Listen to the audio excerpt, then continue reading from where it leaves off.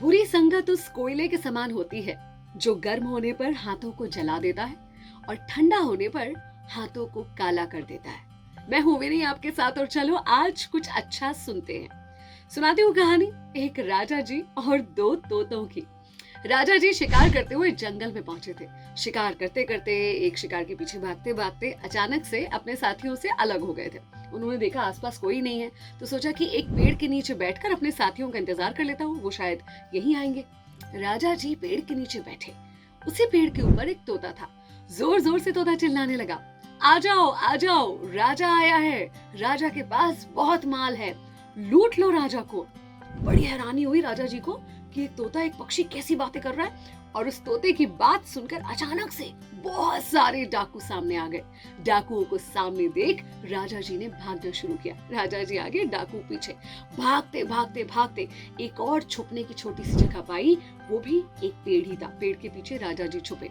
उस पेड़ पर भी एक तोता था और उस तोते ने राजा जी से कहा, आइए महाशय, इस कुटिया में आपका स्वागत है। थोड़े ही दूर हमारे ऋषि की कुटी है, मैं आपको वहां आने का निमंत्रण देता हूँ। राजा जी को बड़ी हैरत हुई कि एक वो तोता था, एक ये तोता है। राजा जी उस तोते के आग्रह पर उसके साथ गए और उन ऋषि की कुटिया में उन्होंने प्रवेश किया। ऋषि ने उनसे पूछा कि क्यों घबराए हैं, क्यों भाग रहे हैं। राजा ने सारी कहानी बताई।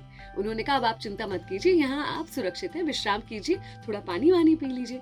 राजा ने पानी पिया, लेकिन फिर भी राजा के माथे पर चिंता की लकीरें साफ नजर आ रही थी। तो उन ऋषि ने उनसे पूछा कि क्या बात है, आप अभी भी चिंतित क्यों हैं? बोले, एक सवाल मुझे बहुत परेशान कर रहा है। तब उन्होंने उस तोते के बारे में ऋषि को बताया और फिर पूछा कि ये दोनों एक ही जानवर है, एक ही प्रजाति के, फिर भी दोनों के व्यवहार में इतना अंतर कैसे है, क्यों है? ऋषि ने कहा कि सीधी सी बात है, संगति का असर है। ये तोता मेरी संगति में रहता है और वो तोता डाकुओं की संगति में रहता है। एक्चुअली हम जिन लोगों के साथ रहते हैं ना, हमें पता भी नहीं चलता है कि वो कितना प्रभाव हम पे छोड़ रहे हैं और कब हम धीरे धीरे उनके जैसे बन जाते हैं, हमें बिल्कुल पता नहीं चलता। बचपन से हमारे माता पिता ये कहते आए हैं, अच्छी संगत रखिए। ये सिर्फ बचपन में नहीं, बड़कपन में, हर उम्र में आप पर लागू होता है। हमेशा ध्यान दीजिए कि आप किन लोगों के साथ रह रहे हैं, कैसे लोगों के साथ रह रहे हैं, क्योंकि आपको पता भी नहीं चलेगा कब आप उन लोगों के जैसे ही बन जाएंगे। तो उन्हीं लोगों के साथ रहिए ना जैसे आप बनना चाहते हैं, जिनकी तरह आप बनना चाहते हैं। विनी आपके साथ, चलो आज कुछ अच्छा सुनते हैं।